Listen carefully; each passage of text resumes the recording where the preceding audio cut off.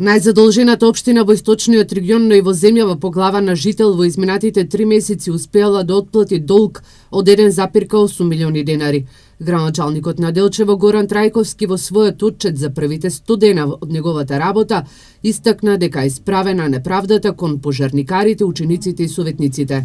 Вработените од ТППЕ Делчево ја тужеа општината за нивните законски права. Исплатени се досега 13 пожарникари.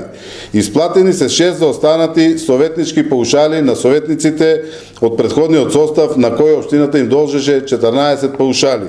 Исплатени се 68 ученички стипендии и исплатени се средства за 49 новороденчиња родени во 2017 година.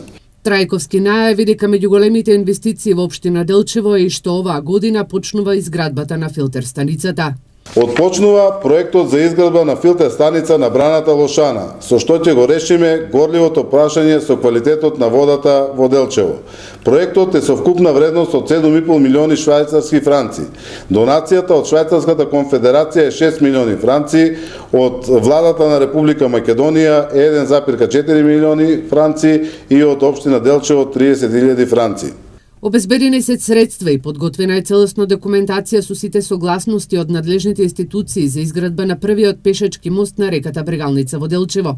Во тек е распишување на тендерот за избор на најповолен изведувач на работите, пошто се очекува да почнат градежните работи за изградба на пешачкиот мост. Средствата во висина од 6 милиони денари се обезбедени од источнопланскиот регион, додека 1 милион денари ќе финансира општината. Трајковски забележа дека меѓу приоритетните проекти е изградба на градска капела. Во тек е изработка на проектот за изградба на градската капела на градските гробишта во Делчево. Проектот треба да биде готов во рок од 2 месеци, пошто се очекува да почнат и градежните работи за изградба на градската капела.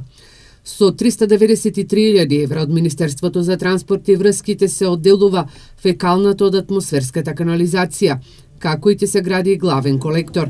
Во тек е замената на уличното осветлување, а деновиве ќе почне и реконструкцијата на улицата Маршал Тито со средства од Европската унија, владата и општина Делчево.